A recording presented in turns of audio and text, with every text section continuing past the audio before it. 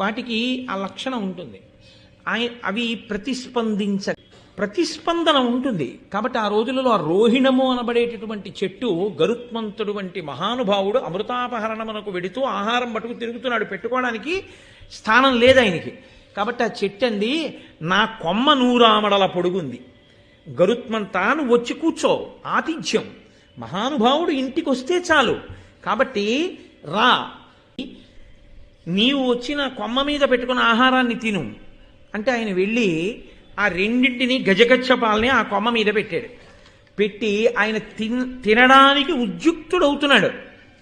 పెళ శబ్దంతో ఈయన బరువుకి అందులో అంత వేగంతో వచ్చి వాలినప్పుడు కొమ్మ ఊగుతుంది. ఈ రెండు ప్రాణుల బలానికి ఆ కొమ్మ పెళ శబ్దంతో విరిగి కింద పడిపోతాం. విరిగిపోతే వచ్చిన నష్టం ఏంది? మళ్ళీ రెండింటిని పట్టుకుని ఎగిరిపోవచ్చు. కానీ దానికి వాలకిల్యులు వేలాడుతున్నారు. వాలకిల్యులు ఆశ్చర్యకరమైనటువంటి జననం ఉన్నవారు. పౌరాణిక వాంగ్మయంలో ఎక్కువ కనపడతారు, భారతం కాదు. కానీ బ్రహ్మవైవర్త పురాణంలో వాలకిల్యుల గురించి చాలా విశేషంగా వర్ణన చేస్తారు. వారు స్వయంగా బ్రహ్మగారి యొక్క కుమారులు.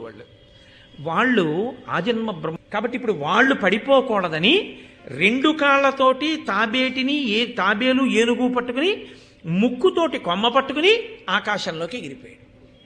వాలకిల్యులు కొమ్మకి అలాగే ఉండిపోయారు. 100 ఆమడల పొడుగున్న కొమ్మకి వ్రేలాడుతున్న వాలకిల్యులు, వాళ్లతో ముందుకు వంగి గరుత్మంతుడు, నోటిలో కొమ్మ, 2 పాదములకు గజకచ్చపాలు పట్టుకుని వెడుతున్నాడు. అంటే అసలు ఆయన తేజస్సు, ఆయన బలం, ఆయన శక్తి, ఆయన ధార్మికత, ఆయన విజ్ఞత మీరొక్కసారి పరిశీలన చేయండి. ఇప్పుడు ఆపదే వచ్చింది, కొమ్మ విరిగిపోయింది. ఎన్నాళ్ళు తిరుగుతూ ఉంటాడు ఇలా వీళ్ళని అట్టుకుని. కాబట్టి ఆయన తిన్నగా గంధమాదన పర్వతం మీదకి వెళ్ళాడు. మీరు గంధమాదన పర్వతం ఇప్పటికీ బదరీ వెడుతుంటే కనపడుతుంది. ఆ గంధమాదన పర్వతం మీదకి వెళ్ళి అక్కడ కశ్యప ప్రజాపతి తపస్సు చేసుకుంటున్నారు. ఆయన దగ్గరికి వెళ్ళి నిలబడ్డాడు. నాన్నగారు, ఇదిగో ఉపద్రవం వచ్చింది, మీరు ఆహారం తినమన్నారు, నేను అవి కొమ్మ మీద పెడితే కొమ్మ విరిగిపోయింది, దీనికి వాలకిల్యులు ఉన్నారు,